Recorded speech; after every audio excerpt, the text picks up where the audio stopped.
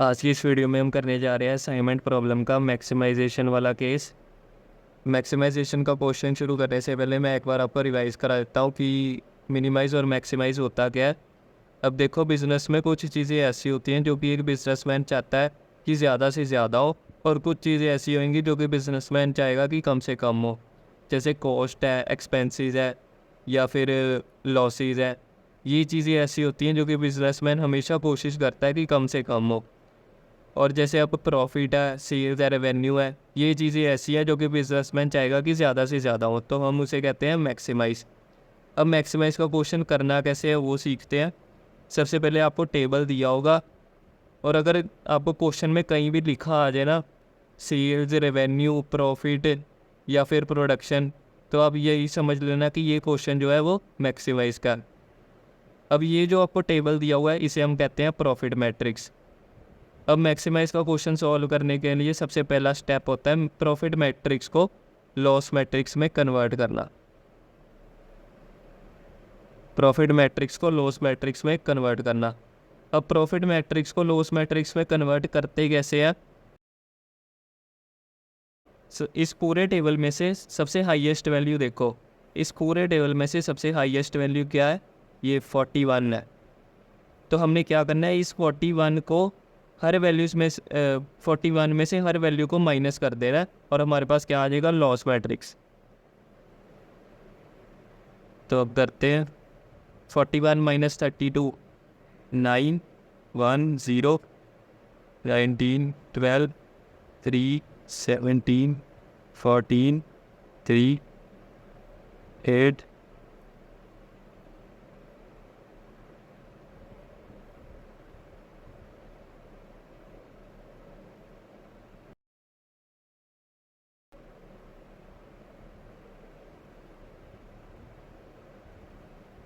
अब ये हमारे पास आ गया लॉस मैट्रिक्स। अब जब हमारे पास लॉस मैट्रिक्स बन के आ गया, तो हम सिर्फ सीधा सीधा उसके बाद रो रिडक्शन करेंगे, फिर कॉलम रिडक्शन करेंगे। बाकी सारे स्टेप्स मिनिमाइज वाले ही है।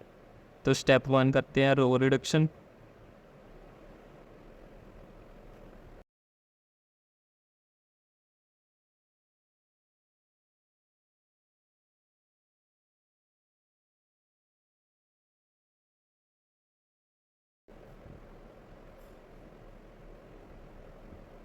अब रो रिडक्शन कैसे करते हैं, हर रो में से मिनिमम वैल्यू देखो और उस वैल्यू को सभी वैल्यूज़ में से माइनस कर दो। अब पहली रो में मिनिमम क्या है, 1, तो सभी में से 1 को माइनस कर देना है। 9 माइनस 1, 8, 2, 0, 12, 0। फिर उसके बाद दूसरी रो में मिनिमम 1 है।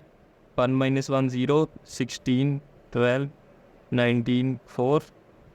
तीसरी रो में 0 है मिनिमम, तो सभी वैल्यूज सेम ही आ जाएंगी। फिर अगली रो में भी 0 है, सभी वैल्यू सेम आ जाएंगी। फिर उसके अगली रो में मिनिमम है 1, 11, 7, 0, 5, 1। ये होगी रो रिडक्शन। नेक्स्ट स्टेप है कॉलम रिडक्शन। कॉलम रिडक्शन कैसे करते हैं, कॉलम वाइज मिनिमम देखो और सभी वैल्यूज़ में से वो मिनिमम माइनस कर दो।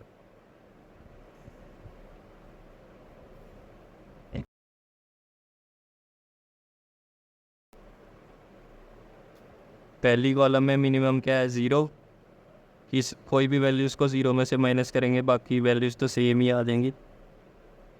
इसमें मिनिमम है 2, 2 माइनस 2, 0, 14, 12, 12 और 5। इस कॉलम में 0 है, 0, 12, 8, 0, 0। इस कॉलम में मिनिमम है 5, तो 12 माइनस 5, 7, 14, 6, 0, 0। इस कॉलम में मिनिमम 0 है, तो सभी वैल्यू सेम। ये होगी हमारे पास कॉलम रिडक्शन।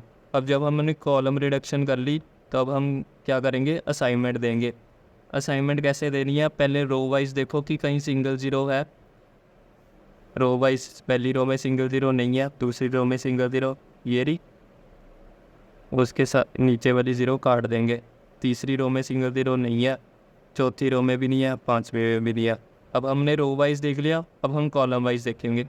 पहले कॉलम में तो असाइनमेंट दे ही दी हमने, दूसरे कॉलम में ये रही सिंगल ज़ीरो, इसे असाइनमेंट दे दी, उसके सामने वाली ज़ीरोस काट दी। फिर उसके बाद तीसरे कॉलम में सिंगल ज़ीरो नहीं है, चौथे में भी नहीं है, पाँचवें में भी नहीं है। अब मैंने आपको कहा था कि जब भी दो ज़ीरोज़ एक साथ आ जाए, आमने सामने आ जाए, ये दो ज़ीरोज़ और ये दो ज़ीरोज़ आमने सामने आ गई, तब हमने क्या करना है, हमने अपनी मर्ज़ी से असाइनमेंट देनी है। लेकिन अपनी मर्ज़ी से असाइनमेंट देने से पहले क्या करना है, ये जो हमने लॉस मैट्रिक्स में कन्वर्ट किया, ये जो हमने लॉस मैट्रिक्स में कन्वर्ट किया है, इसमें देखो कि ये जो यहाँ पे दो वैल्यूज़ ज़ीरो ज़ीरो है ना, ये यहाँ पे दो ज़ीरोज़ है और यहाँ दो ज़ीरोज़ है ना, तो हमने क्या करना है, डायगोनल वाली वैल्यूज़ को एक बार टोटल करके देख लेना कि इन दोनों का टोटल इन दोनों के टोटल से बड़ा तो नहीं। इन दोनों का टोटल कितना आ रहा है, 6, इन दोनों का टोटल भी क्या है, 6। अब मान लो इन दोनों का टोटल मान लो 5 होता और इसका 6 है, तो हम क्या करते, जिनका टोटल कम है उसको असाइनमेंट देते। तो हम इधर वाली ज़ीरो सेलेक्ट करते और एक ये वाली ज़ीरो सेलेक्ट करते। अब जबकि दोनों का टोटल सेम है, इन दोनों डायगोनल वैल्यूज़ का और इन दोनों डायगोनल वैल्यूज़ का टोटल सेम है, तो अब हम किसी भी वैल्यू को असाइनमेंट दे सकते हैं। चाहे हम ये वाली ज़ीरोज़ को असाइनमेंट दे दें, चाहे हम ये वाली ज़ीरोज़ को असाइनमेंट दे दें, आपकी मर्ज़ी है। मैंने इसको असाइनमेंट दी, ये ज़ीरो काट दी, बची ये ज़ीरो, इसको असाइनमेंट दे दी। अब हम चेक करेंगे कि जितनी रोज़ और जितने कॉलम्स थे, क्या उतनी असाइनमेंट आई है। नंबर ऑफ़ रोज़ और कॉलम्स कितने थे, 5, लेकिन हमारे पास असाइनमेंट कितनी आई है, 1 2 3 4। अब असाइनमेंट एक कम आई है, तो हम क्या करेंगे, कटिंग करके दोबारा टेबल बनाएंगे। कटिंग कैसे करनी है, सबसे पहले तो टिक मार्क लगाओ। जो जिस भी रो में कोई असाइनमेंट नहीं है, पहले उस रो को टिक कर लो। ये हो गया हमारे पास फर्स्ट स्टेप। फिर उसके बाद जोन सी रो टिक किया, उस रो में देखो कि कोई ज़ीरो है, यहाँ पे ज़ीरो है, चाहे काटी हुई है लेकिन ज़ीरो तो है ना। ये ज़ीरोज़ को इस ये वाला कॉलम टिक कर लेना। ये हो गया हमारे पास दूसरा स्टेप। अब जोन सा कॉलम टिक किया, उस कॉलम में देखो कि कहीं असाइनमेंट है, ये रही हमारे पास असाइनमेंट, ये रही ना असाइनमेंट, तो इस रो को टिक कर लो। ये हो गया हमारे पास थर्ड स्टेप। अब मैंने आपको बताया था मार्क्ड कॉलम और अनमार्क्ड रो। मार्क्ड कॉलम को काटना है और अनमार्क्ड रो को काटना है। ये रहा मार्क्ड कॉलम और ये अनमार्क्ड रो। हमारा मेन मोटिव क्या है कटिंग करने का, हमने बस ये ध्यान में रखना है कि ये सारी ज़ीरोज़ जो है ना, ये सारी ज़ीरोज़ कट जाए। एक बार आप चेक कर लो, जब भी आप टिक मार्क करके कटिंग करो, आप चेक करो कि सारी ज़ीरोज़ कट रही है। अगर तो सारी ज़ीरोज़ कट रही है तो ठीक है, अगर नहीं कट रही तो एक बार दोबारा चेक करो। जो जैसे जैसे मैंने स्टेप आपको बताया, वो एक बार दोबारा चेक करके देख लो। अगर आपका स्टेप सही है तो भी अगर आपका स्टेप सही है लेकिन सिंगल ज़ीरो बच रही है, तो आप उस रो को काट देना, ठीक है। अब हमने देख यहाँ पे कटिंग कर ली, सारी ज़ीरोज़ कट गई। अब मैंने आपको कहा था कि 3 पार्ट्स में डिवाइड करो वैल्यूज़ को। देखो यहाँ पे कुछ वैल्यूज़ ऐसी है जहाँ पे इंटरसेक्ट हो रही है दो लाइन्स, यहाँ पे इंटरसेक्ट हो रही है दो लाइन्स, और कुछ वैल्यूज़ ऐसी हैं जिन पे सिर्फ सिंगल लाइन जा रही है, और कुछ वैल्यूज़ ऐसी हैं जो कि अनमार्क्ड है। कुछ वैल्यूज़ ऐसी हैं जहाँ पे सिंगल लाइन जा रही है, कुछ वैल्यूज़ ऐसी हैं जहाँ पे इंटरसेक्ट हो रहा है, कुछ वैल्यूज़ ऐसी हैं जहाँ पे कोई लाइन नहीं है। जहाँ पे तो सिंगल लाइन है उसको सेम टू सेम लिख देना है। जब हमने नया टेबल बनाएंगे तो उस वैल्यूज़ को वहाँ पे सेम लिख देना है। जहाँ पे इंटरसेक्ट हो रहा है, दो लाइंस जहाँ पे इंटरसेक्ट कर रही हैं, यानी कि प्लस का साइन बना रही है, ऐसे ऐसे प्लस का साइन बना रही है, तो उसमें ऐड करना है। ऐड क्या करना है, जितनी भी वैल्यूज़ जो जिस पे लाइन नहीं है उसमें से देखो लोएस्ट क्या है, ये 4 लोएस्ट है, तो ऐड करेंगे 4। और जहाँ पर भी कोई लाइन नहीं है उसमें से हम माइनस कर देंगे 4, ठीक है। नया टेबल बनाते हैं अब।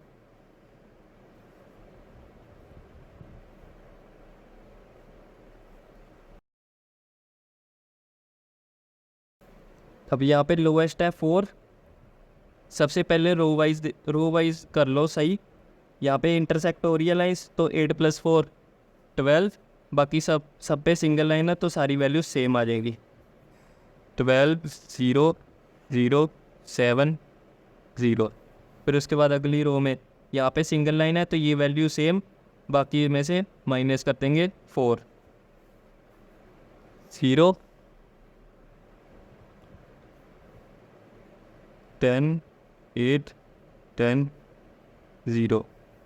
फिर अगली रो में देखो, अगली रो में क्या है, यहाँ पे सिंगल लाइन है, बाकी सभी वैल्यूज़ नो लाइन वाली है, तो इसको सेम बाकी सब में से -4, 0, 4, 4, सॉरी 8, 4, 2, 0। फिर उसके बाद अगली रो में 19 पे इंटरसेक्ट हो रहा है, तो यहाँ पे हम +4 करेंगे, बाकी पे सिंगल लाइन है तो सेम 19 + 4, 23, 1, 0, 0 और 5। फिर उसके अगली रो में देखो, यहाँ पे इंटरसेक्ट हो रही है 11 + 4, 5, बाकी सारी वैल्यू सेम 5, 0, 0 और 1, 15, 5, 0, 0 और 1। ये हमने नया टेबल बना लिया। अब हम फिर से असाइनमेंट देंगे। असाइनमेंट कैसे देनी है, सिंगल ज़ीरो ढूंढो, पहले रो वाइज फिर कॉलम वाइज। इस रो में सिंगल ज़ीरो नहीं है, इसमें भी नहीं है, इसमें भी नहीं है, इसमें भी नहीं है, इसमें भी नहीं है, कोई बात नहीं। अब कॉलम वाइज देखना शुरू करो। इस कॉलम में सिंगल ज़ीरो नहीं है, इस कॉलम में सिंगल ज़ीरो, ये रही, तो हमने उसके सामने वाली ज़ीरोस काट दी। फिर अगले कॉलम में नहीं है, इसके अगले कॉलम में भी नहीं है, उसके अगले कॉलम में भी नहीं है। अब आप देखो यहाँ पे 2 ज़ीरोस आमने सामने आ रही है, ये 2 ज़ीरोस और ये 2 ज़ीरोस आमने सामने आ रही है, और यहाँ पर भी ये 2 ज़ीरोस और ये 2 ज़ीरोस आमने सामने आ रही है। सबसे पहले ऊपर वाले 2 रो कर लेते हैं। इन 2 ज़ीरोस के डायगोनल वैल्यूज़ देखो लॉस मैट्रिक्स में।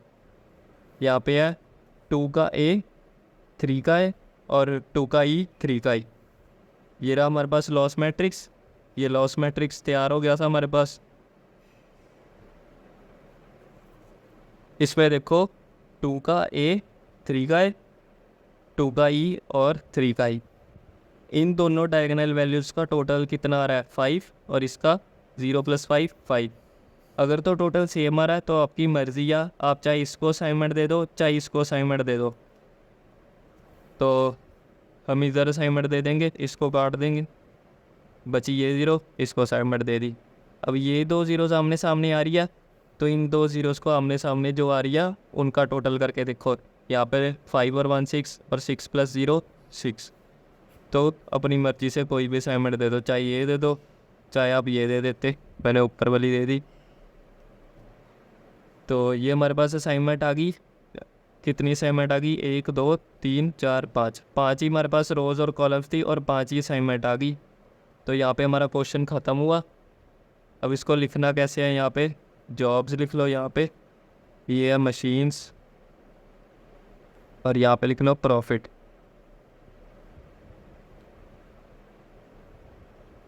वन टू थ्री फोर 5, ये है जॉब्स और ये है मशीन्स। फर्स्ट जॉब कौन सी मशीन पे है, B, second A, third E, fourth C और फिफ्थ डी। अब जब हमने ये क्वेश्चन सॉल्व कर लिया, अब जब यहाँ पे प्रॉफिट है, जब भी हमने यहाँ पे ज़ीरोस के हिसाब से देख रहे थे तो हम लॉस मैट्रिक्स में देख रहे थे। जब हमने असाइनमेंट देनी थी, जब हमने इस टेबल में असाइनमेंट देनी थी, चाहे इस टेबल में असाइनमेंट देनी थी, तो अब हम लॉस मैट्रिक्स के हिसाब से देख रहे थे कि जहाँ पे टोटल सेम है, अगर तो टोटल कम होता तो हम कम वाला सिलेक्ट कर लेते, अगर टोटल ज़्यादा है तो हम उसे सिलेक्ट नहीं करते। अब तो यहाँ पे डायगोनल वैल्यूज़ का टोटल सेम आ गया था, तो कोई बात नहीं। जब भी आपने असाइनमेंट देनी है तो लॉस मैट्रिक्स में से देख रहे हो अगर, तो हमने लीस्ट वाली टोटल को सिलेक्ट करना है। अगर आप प्रॉफिट मैट्रिक्स में से देखने लगे तो ध्यान रखना कि सबसे हाईएस्ट वाले टोटल को सिलेक्ट करना है, ठीक है। अब यहाँ पे प्रॉफिट है, तो प्रॉफिट हमारे पास ये था, ये प्रॉफिट मैट्रिक्स था हमारे पास, हमने इसके हिसाब से यहाँ पे लिखना है प्रॉफिट। तो जो अब हमारे पास ए का फर्स्ट का बी है, फर्स्ट का बी 38 है, यहाँ पे आ गया 38, सेकंड का ए 40, थर्ड का ई 37, फोर्थ का सी 41, फिफ्थ का डी 35। इनका यहाँ पे टोटल कर लो, 38 प्लस 40 प्लस 41 प्लस 37 प्लस 35, 191। ये हमारे पास आ गया आंसर। यहाँ पे हमारा क्वेश्चन ख़त्म। तो आई होप आपको समझ लगा होगा कि मैक्सिमाइजेशन का क्वेश्चन सॉल्व कैसे करना है। एक बार रिवाइज कर लेते हैं। सबसे पहला स्टेप आप ये देख लेना, चाहे मैक्सिमाइज का क्वेश्चन है चाहे मिनिमाइज का क्वेश्चन है, सबसे पहली चीज़ आपने ये ज़रूर देखनी है कि नंबर ऑफ़ रोज़ और नंबर ऑफ़ कॉलम्स इक्वल है या नहीं।